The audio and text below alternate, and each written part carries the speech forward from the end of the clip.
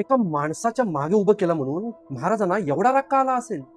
ज्यांना या मागचं बॅकग्राऊंड माहित नसतं ना, त्यांना नेमका हाच प्रश्न पडतो. म्हणजे महाराज जेव्हा 2 महिन्यांनी आग्र्याला पोहोचले तेव्हा त्यांचं स्वागत करायला कोण पाहिजे होतं? महाराज ना औरंगजेबाचे मनसबदार होते, ना ते त्यांचे सरदार होते. इनफॅक्ट ते तर एक स्वतंत्र राज्याचे राजे होते. आणि जरी पुरंदरचा तह झाला असला तरी आणि त्यांनी 23 किल्ले जरी दिले असले तरी सुद्धा ते अजून एक स्वतंत्र राजेच.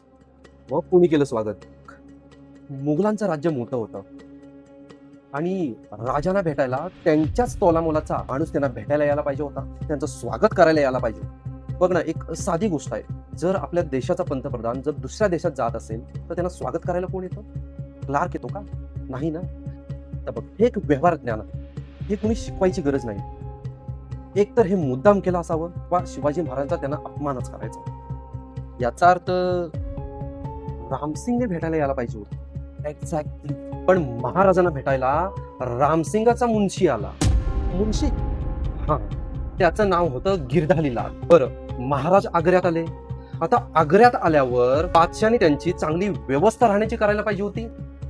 पण इथे सुद्धा महाराजांना अपमान सहन करावा लागला. महाराजांची व्यवस्था एका मुलचंद सराई नावाच्या धर्मशाळेत करण्यात आलं. तारीख होती 11 मे.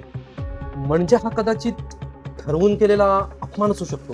हे बघ, याला काय ऐतिहासिक संदर्भ नाही, पण यू कॅन सेन्स इट. दुसऱ्या दिवशी 12 मेला बादशाचा 50वा वाढदिवस होता आणि त्यासाठी औरंगजेबाच्या दरबारात दिवाण ए आम मध्ये जायचं. त्यासाठी वेळ सुद्धा ठरलेली होती. पण इथे सुद्धा घोळ झाला.